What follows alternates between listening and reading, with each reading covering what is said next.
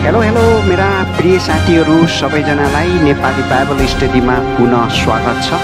हामीहरूले परमेश्वर भन्ने विषयमाथि सिक्दै आउने क्रममा परमेश्वरको स्वभावहरू र परमेश्वरको विशेषताहरू के छ भन्ने कुराहरू सिकिरहेका छौँ। योभन्दा अगाडि परमेश्वरको विशेष खालको विशेषताहरूलाई हामीले सिकेका थियौँ र आज हामीले परमेश्वरको स्वभावहरूको बारेमा चर्चा गरेर त्यसबाट सिक्ने र बुझ्ने कोसिस गरौँ। परमेश्वरको स्वभावहरू पूर्ण रूपले शुद्ध र सिद्ध छन्।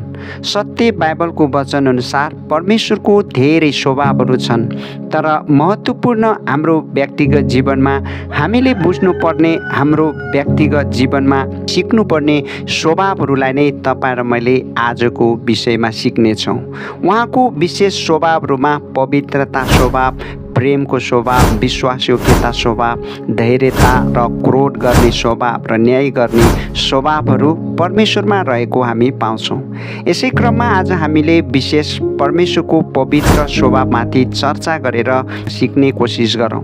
परमेश्वरको पवित्र स्वभाव भन्नुको मतलब परमेश्वर स्वभावमा पूर्ण रूपले शुद्ध र धार्मिक, दोषरहित, पापबाट बिल्कुल अलग, निष्कलङ्क रहनुहुन्छ। उहाँले पापलाई सम्झौता र स्वीकार गर्न सक्नुहुन्न। यो परमेश्वरको एक मौलिक गुण र स्वभाव हो। जस्तै उहाँको नैतिकता, पूर्णता, शुद्धता, अद्वितीय गुणहरू नै पवित्र स्वभावका चिन्हहरू हुन् भन्ने कुरा हामीले बुझ्न सकौँ। यसै कारण हबकुक 1:13 पदमा तपाईँको दृष्टि शुद्ध छ कि तपाईँ दुष्ट कुराहरूलाई हेर्न सक्नुहुन्न, खराबी तपाईँले सहन सक्नुहुन्न भनेर लेखियो। हेब्रू 1:13 पदमा तपाईँको दृष्टि यति शुद्ध छ कि दुष्ट कुरा हेर्न सक्नुहुन्न भनेर लेखिएको छ। यसै कारण तपाईँ र मेरो जीवनमा उहाँलाई कति पवित्र जीवन जिउनुपर्छ भन्ने कुरा हामीले बुझ्न सकौँ। पहिला पत्रुस 1:15 र 16 पदमा तिमीहरूलाई बोलाउनु हुने जस्तो पवित्र हुनुहुन्छ, तिमीहरू पनि रहन सहनमा पवित्र हौ भनेर लेखेर दियो।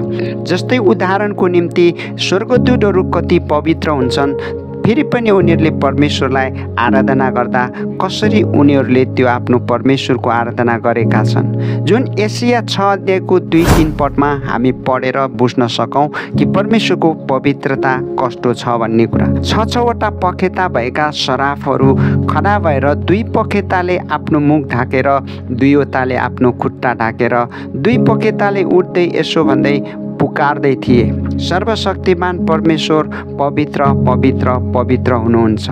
प्रकाश 4:8 पदमा चारवटा प्राणी 6-6वटा पखेटा भएका थिए, चारैपट्टि भित्र बाहिर आँखाले भरिएका थिए, दिनरात नथामिकन पवित्र पवित्र पवित्र परमप्रभु सर्वशक्तिमान परमेश्वर जो हुनुहुन्थ्यो र हुनुहुन्छ र जो आउनुहुनेछ भनेर आराधना गरिरहेको दृश्यबाट तपाईँ र मैले परमेश्वर कति पवित्र हुनुहुन्छ भन्ने कुरा हामीले बुझ्न सकौँ। यसबाट हामीले सिक्नुपर्ने शिक्षा के छ भन्ने कुरामा परमेश्वरले हामीलाई उहाँको जस्तो पवित्र जीवन जिउनको लागि बोलाउनु भएको हो। जुन पहिला पत्रुस 1:16 पद तिमीहरू पवित्र हौ किनभने म पवित्र छु परमेश्वर भन्नुहुन्छ। हामी पापले भरेको संसारमा छौँ, कसरी तपाईँ र म आफूलाई पवित्र राख्न सक्छौँ भन्ने कुराहरूको निम्ति हामीले केही उदाहरणहरूबाट सिक्ने कोसिस गरौँ। दानियलको जीवनबाट तपाईँ र मैले पवित्र हुने जीवन जिउन सक्छौँ। दानियल 1:8 पदमा बेबिलोनको राजा बेलशेजरले दरबारमा दैनिक खाने भोजनमा दागमद्ध दिने हुकुम गरेका थिए।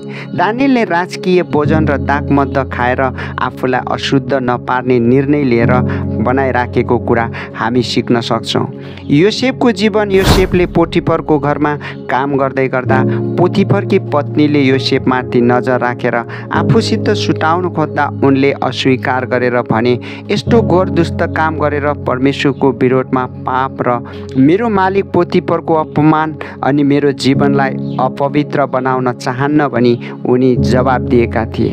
यसबाहेक उत्पत्ति 3 अध्यायमा हामीले पापमा अशुद्ध भएका व्यक्तिहरूको जीवनमा हामी हेर्न सक्छौँ। जुन आदम र हव्वा उनीहरूले आफूलाई अपवित्र बनाएर सारा संसारमा पापले जन्म लिएको थियो। उत्पत्ति 4 अध्यायमा कैनको मनमा आफ्नो भाइप्रति दाहले भरेर आफूलाई अपवित्र बनाएर अन्त्यमा उसले भाइको हत्या नै गरेको थियो।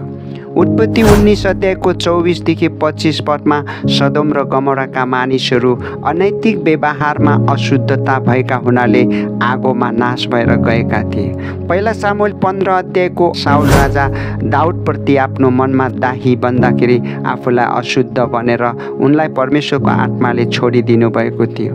मत्ती 27 अध्यायको 3 देखि 5 मा यहुदा इस्करियोत लोभ लालचले भरेर आफूलाई अशुद्ध पारेर यीशुलाई धोका दिएर आफू आत्महत्या गरेर मरेका थिए। यसकारण हामी अरूप्रति दाही र ईर्ष्या लालची बनेर अनैतिक व्यवहार गरेर हामी आफ्नो जीवनलाई परमेश्वरको दृष्टिमा अशुद्ध पार्नु हुँदैन भन्ने कुराहरू परमेश्वरको पवित्रताबाट हामीले सिक्न र बुझ्न सकौँ। हामी सबैलाई यो बुझ्ने समझ र ज्ञान मिल्न सकोस्।